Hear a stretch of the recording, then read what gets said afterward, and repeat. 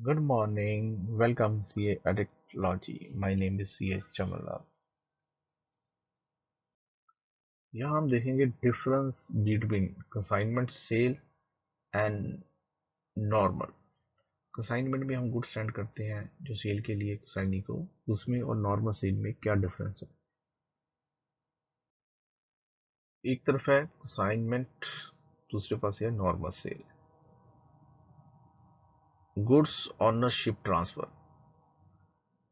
Consignment में ownership transfer नहीं होती, जस्ट गुड हैंड ओवर होती है तो सेल के लिए। जब हम नॉर्मल सेल करते हैं तो गुड ट्रांसफर हो जाती है, साथ में ओनरशिप भी ट्रांसफर हो जाती है, तो buyer become the owner of the goods हो जाता है। सेकंड है रिटर्न ऑफ गुड्स। कंसाइनमेंट पे unsold stock end of the consignment ये रिटर्न होता है कंसाइनर को।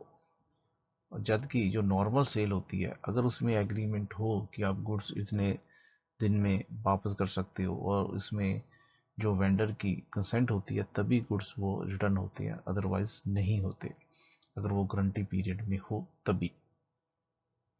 सेकंड है रिलेशनशिप क्या होता है।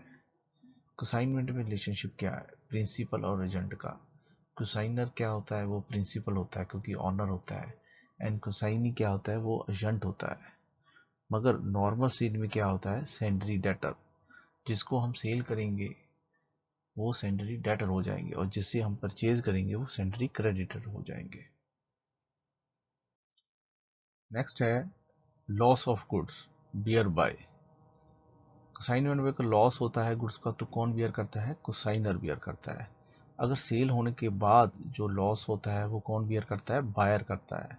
अगर सेल होने से पहले कोई लॉस होता है तो वो ऑनर करता है। नेक्स्ट है एक्सपेंसेस। एक्सपेंसेस क्या है, कंसाइनमेंट में जो जितने भी एक्सपेंसेस है वो कंसाइनर बियर करेगा, और सेल होने से पहले जो खर्चे हैं वो सेलर बियर करता है, और सेल होने के बाद के जो खर्चे हैं जो होते हैं वो बायर बियर करता है। व्हाट इज डायरेक्ट एक्सपेंसेस और इनडायरेक्ट एक्सपेंसेस। सबसे पहले देखते हैं डायरेक्ट एक्सपेंसेस क्या होते हैं। Direct expenses mean directly link to the goods, has income bring the goods to a saleable condition. जो डायरेक्टली लिंक होते हैं, जैसे मैन्युफैक्चरिंग में हम देखते हैं wage to worker, electricity expensive of the factory, कि जो फैक्ट्री में हम बनाते हैं उसके लिए यूज़ होती है इलेक्ट्रिसिटी, वो क्या होती है, वो मैन्युफैक्चरिंग एक्सपेंसेस में आ जाती है। रॉ मटेरियल परचेज करते हैं उसके लिए हम फ्रेट देते हैं, कार्टेज देते हैं। जो इंश्योरेंस करती हैं रॉ मटेरियल की, उसकी लोडिंग अनलोडिंग एक्सपेंसेस जो क्या होते हैं वो डायरेक्ट रिलेटेड टू गुड्स के होते हैं, तो उसको हम डायरेक्ट एक्सपेंसेस कहते हैं। तो वो डायरेक्ट एक्सपेंसेस की कैटेगरी में आते हैं, वो सारे के सारे वैल्यू ऑफ गुड में जब हम क्लोजिंग स्टॉक बनाते हैं तो उसमें ऐड होते हैं। ठीक है। और नेक्स्ट देखेंगे ट्रेडिंग।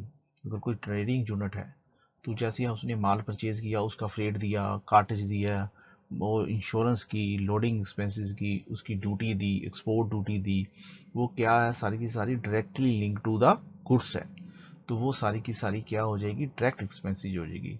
डायरेक्ट एक्सपेंसेस हो जाएगी तो उसके साथ ही जब हम उसका क्लोजिंग स्टॉक की वैल्यू निकालेंगे तो उसका प्रोपोर्शनेट जो अनसोल्ड स्टॉक होगा तो उसमें वो डायरेक्ट एक्सपेंसेस की कॉस्ट ऐड होगी। ठीक है।